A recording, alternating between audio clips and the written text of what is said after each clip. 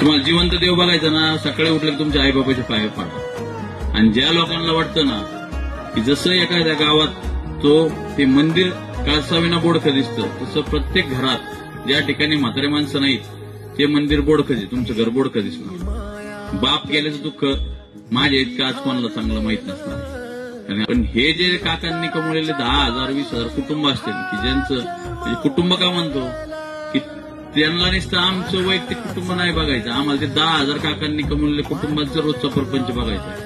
कोणताही माणूस दारात आला की त्या व्यक्तीचं तेवढं आम्हाला ते पाहावंच लागतं, कारण की त्यांचा ऋणानुबंध गेल्या 40 वर्षात काकांनी जो जोपासलेला आहे, तर 40 वर्षाचे संबंध अशी एका रात्रीत तुटत नसतं. तुमच्या गावात भाऊ देखील गेल्याने जी पोकळी निर्माण झाली, निश्चित ती जागा कोणी भरून काढू शकत नाही. आपण तुम्हाला ईश्वराने पांडुरंगाने एवढी ताकद द्यावी की त्यांच्यापेक्षा 2 पावलं पाहिजे तुम्ही चांगलं कार्य करावं आणि त्यांचं कार्य तुम्ही ते पुढे नेताना हीच खरी त्या अर्थाने श्रद्धांजली असती.